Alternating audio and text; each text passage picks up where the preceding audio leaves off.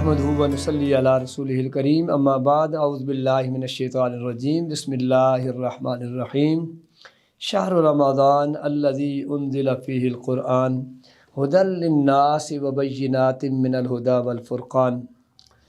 सामने मोहतरम, 7 रमज़ानुल मुबारक प्रोग्राम खुलासतुल कुरान लेकर आपका मेज़बान सैयद एजाज़ अहमद गिलानी आपकी खिदमत में हाज़िर है। आज की इस खूबसूरत नशिस्त के अंदर हम सूरतुल अनफ़ाल और सूरह तौबा इसके हवाला से कुछ गुफ्तगू करेंगे। सूरह मुबारका का नाम सूरतुल अनफ़ाल है, जो कि इसकी पहली आयत यसअलूनका अनिल अनफ़ाल इसी से लिया गया है, जिसके माना माल गनीमत के हैं। चूँकि सूरत का आगाज़ अनफ़ाल यानी माल गनीमत के अहकाम से किया गया, इस सूरत का ज़्यादातर मौजू भी यही रहा, इसलिए इसका नाम अल अनफ़ाल रखा गया है। और सूरत में 75 आयात और इसके 10 रुकू हैं, जबकि ये आयत 75 इसके अंदर इसका नाम है और ये मदीना पाक में। अच्छा, ये देखें, that's a sign of interest कि जितना आप कुरान में गौर करेंगे, कभी ऐसा भी हुआ कि सारी की सारी सूरत मक्की है, लेकिन कभी ऐसा है कि कुछ सूरत का हिस्सा मक्की है, कुछ सूरत का हिस्सा मदनी है। अल्लाह अकबर। जिधर जिधर भी गए वो करम ही करते गए, किसी ने मांगा ना मांगा वो झोली भरते गए। जिधर से सरकार गुज़रते गए, अल्लाह ताला अपने नबी पर कुरान नाज़िल फरमा कर इस उम्मत के मुक़द्दर को चमकाता गया। ये सूरह पाक, इसकी कुछ आयात मदनी भी हैं, कुछ आयात मक्की भी हैं। ये सूरह पाक ग़ज़वा बदर के फ़ौरन बाद 2 हिजरी में नाज़िल हुई, इसलिए इसका बेशतर हिस्सा ग़ज़वा बदर के मुतालिक है। इस सूरत के बुनियादी मज़ामीन हक़ और बातिल के दरमियान जंग, हक़ को बातिल से खौफज़दा नहीं होना चाहिए कि कभी भी नहीं हो सकता। ये हिस्ट्री है इस्लाम की कि थोड़े हक़ वाले ज़्यादा पर गालिब आए हैं। कम मिन फ़िअतिन क़लीलतिन ग़लबत फ़िअतन कसीरतन बिइज़्निल्लाह। अल्लाह की मदद शामे हार रही तो अल्लाह ताला ने उन्हें गालिब करार दिया। तीसरा इसका मज़मून, जंग का मकसद किसी पर हुकूमत करना नहीं, माल लेना नहीं है, बल्कि जंग का मकसद क्या है? अल्लाह का जो कानून है, शरीयत का जो कानून है, रसूलुल्लाह की जो सीरत है, उसको फैलाना, उसको अप्लाई करना, उसके लिए लड़ना, उसके लिए सब कुछ कुर्बान करना। और चौथी बात, अमन और जंग के कानून को वाज़े करना कि अमन किस सूरत में होना चाहिए, जंग किस सूरत में होनी चाहिए। इस सूरह पाक के अंदर ये भी बयान किया गया। 5वीं बात, इस्लामी रियासत का उसकी रियाया से ताल्लुक़ बयान करना, चाहे वो मुसलमान हों या गैर मुस्लिम, मेजॉरिटी में हों, माइनॉरिटीज़ में हों, जैसे भी हों। इस सूरह पाक के अंदर इस बात को भी बड़े आसान अंदाज में बयान किया गया। फिर इस सूरह पाक के अंदर हुज़ूर नबी करीम सल्लल्लाहु अलैहि वसल्लम के क़ल्ब अतहर पर नाज़िल होने वाला ये लारैब कलाम, जिसका एक एक लफ्ज़, जिसका एक एक हर्फ अपने अंदर इल्म का समंदर रखता है। और कुरान बार बार लिक़ौमी यफ़क़हून, लिक़ौमी यतज़क्करून, लिक़ौमी याक़िलून क्यों दावत दे रहा है? इसलिए कि इस कुरान का एक एक हर्फ वो तुम्हारी ज़िंदगी को मुहीत है, और इस कुरान के एक एक आयत के अंदर पूरी पूरी ज़िंदगी का कानून मौजूद है। कुरान कहता है इसी सूरह पाक के अंदर, या अय्युहल्लज़ीना आमनू अतीउल्लाह व रसूलहू, ए ईमान वालो, अल्लाह और उसके रसूल की इताअत करो। वला तवल्लौ अन्हु, मुँह न फेरो, पीठ न फेरो। व अंतुम तस्माऊन, जब तुम अल्लाह का कुरान सुन लो, जब तुम रसूलुल्लाह का पैगाम सुन लो, फिर उसमें पीठ न फेरना। इसी रुकू के अंदर फरमाया, या अय्युहल्लज़ीना आमनुस्तजीबू लिल्लाहि व लिर्रसूलि इज़ा दआकुम, ए ईमान वालो, तुम्हारे ईमान की पहचान ये है कि जब अल्लाह की तरफ से बुलावा आ जाए, जब रसूलुल्लाह तुम्हें अपनी तरफ बुला लें, तो जब तुम्हें बुलाएं तो फिर तुम क्या करो? अपने مالک کریم کی بارگاہ میں، اپنے پیارے حبیب کی بارگاہ میں حاضری دے لو۔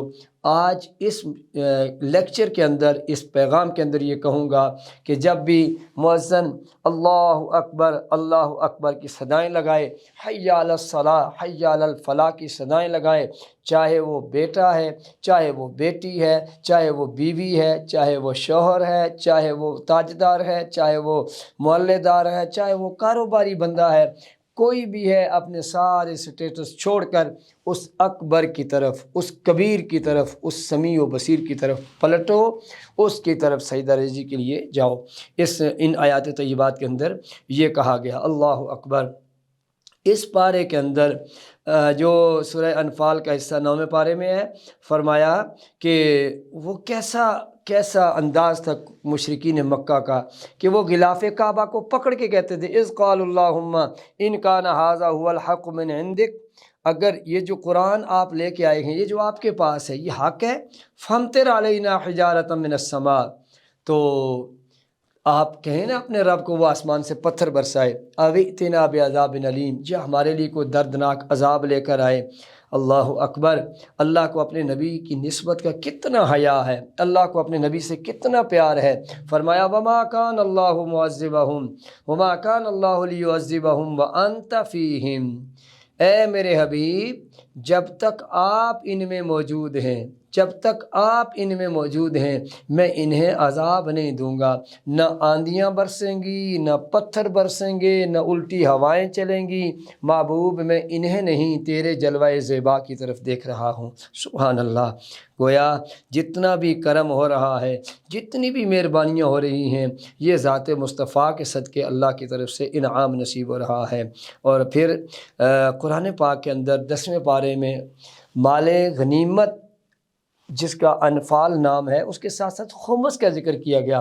وَاعْلَمُوا أَنَّمَا غَنِمْتُم مِّن شَيْءٍ فَأَنَّ لِلَّهِ خُمُسَهُ وَلِلرَّسُولِ وَلِذِي الْقُرْبَى وَالْيَتَامَى وَالْمَسَاكِينِ وَابْنِ السَّبِيلِ۔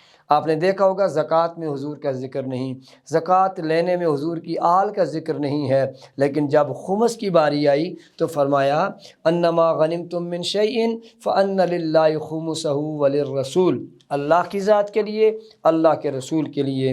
تو آج کا یہ میسج ہے کہ سادات کرام جو نسل رسول ہیں، جو خون رسول ہیں، اب آپ انہیں صدقات تو نہیں دے سکتے، آپ انہیں زکوٰۃ نہیں دے سکتے۔ یہ خمس جو قرآن نے بتایا ہے اس سورہ پاک کے اندر 10ویں پارے میں آپ پڑھیے، اور سادات کو ہدیتاً، عقیدتاً، محبتاً، تحفتاً انہیں جا کر پیش کریں، یہ ان کا حصہ ہے۔ اللہ تعالی ہمیں اس کی بھی توفیق خاص نصیب فرمائے۔ پھر اس سورہ پاک کے اندر اللہ اکبر، قرآن کریم نے ہماری جو رہنمائی فرمائی وہ کتنا خوبصورت انداز ہے اللہ کے لا ریب کلام کا۔ فرمایا کہ کبھی بھی خیانت نہ کرنا، بڑا میسج ہے، کبھی بھی خیانت نہ کرنا۔ کیوں؟ ان اللہ لا يحب الخائنین، اللہ خیانت کرنے والوں کو پسند نہیں کرتا۔ اب خیانت سے کیا مراد ہے؟ ضروری نہیں ہے کہ آپ کم تولیں تو وہ خیانت ہے، ضروری نہیں ہے کہ آپ کسی کو پیسے دے کے تھوڑے سے رکھ لیں تو وہ خیانت ہے۔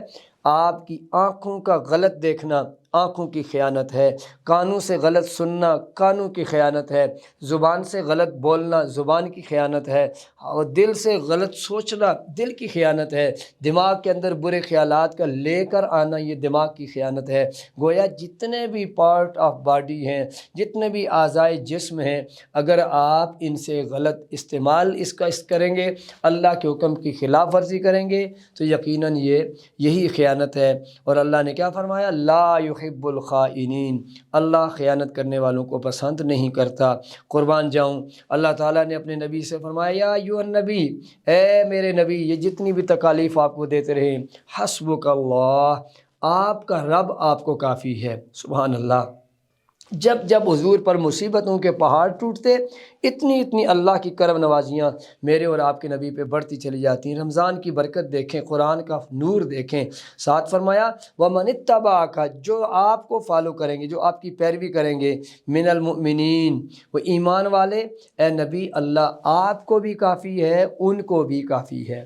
اسی کے ساتھ اگلے رکوع میں فرمایا یا ایھا النبی حرض المؤمنین علی القتال، بوسٹ اپ کریں اہل ایمان کو قتال پر، جہاد پر، اور فرمایا ان یکم منکم عشرون صابرون، اگر 20 صبر کرنے والے ہیں تو پاور آف اسلام دیکھیں، سپر پاور آف اسلام دیکھیں، قرآن ہے، میری بات نہ مانیں، کسی فلسفی کی بات نہ مانیں، یہ اللہ کا قرآن ہے۔ ان یکم منکم عشرون صابرون، اگر یہ 20 صبر کرنے والے یہ ہوں، یغلبو میاتین، یہ دے کین آکوپائڈ ان 200، 200 پر یہ غالب آ سکتے ہیں۔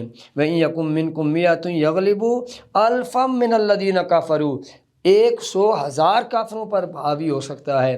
یہ ہے پاور آف اسلام، یہ ہے اسپرٹ آف لائف، یہ ہے لو ود پرافٹ محمد صلی اللہ علیہ وسلم۔ It is the sign of love with holy Quran, love with Allah, because Allah have sovereignty of everything, Allah is the near of every thing.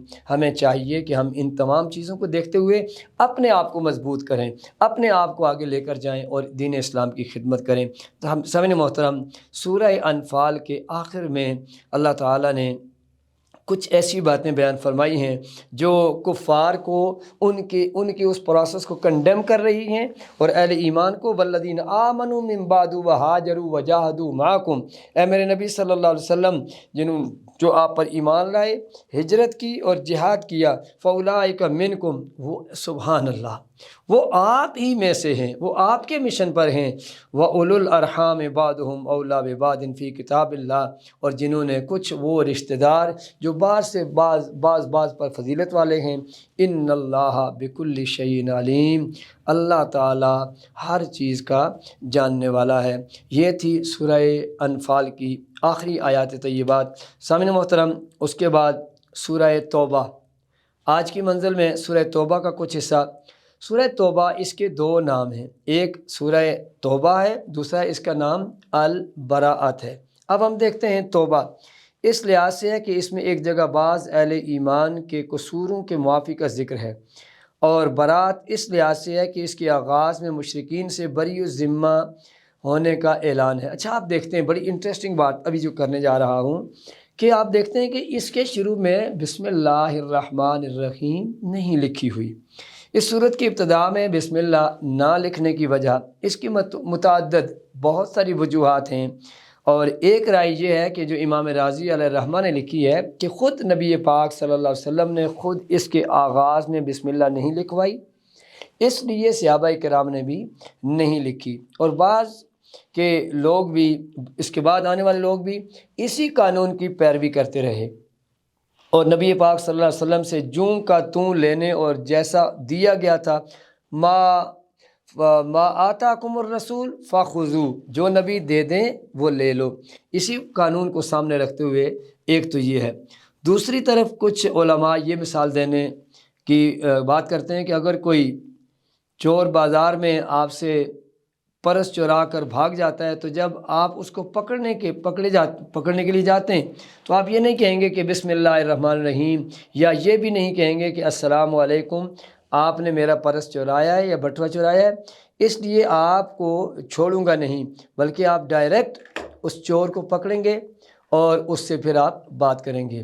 تو اس کا مطلب یہ ہوا کہ جہاں اللہ کا غضب، اس کی عتاب کی بات ہو، وہاں پر اس کی صفت رحمان و رحیم نہیں لگتی۔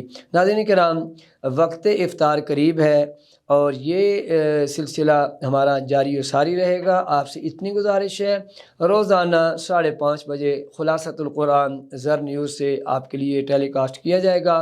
آپ اسے دیکھتے رہیں، اس کو دوستوں تک پہنچائیں۔ It is the message of Islam, it is the message of Quran, یہی میسج آف پیس ہے۔ دعا کے لیے ہاتھ پھیلا لیجئے۔ اللہ تعالیٰ وقت افطار جہاں آپ کے سامنے دسترخوان پر مالک الملک کی بڑی نعمتیں سجی ہیں، یہ میرا اور آپ کا کمال نہیں ہے، میرا بولنا میرا کمال نہیں، آپ کا سننا آپ کا کمال نہیں ہے، یہ اللہ کی کرم نوازی ہے۔ جب تک چاہے گا ہم پیغام دیتے رہیں گے، سنتے رہیں گے۔ دعا کے لیے ہاتھ پھیلا لیجئے۔ اللہ میرا اور آپ کا حامی و ناصر ہو۔ اللہم صلی وسلم دائما ابدا علی حبیبک خیر الخلق کلہم۔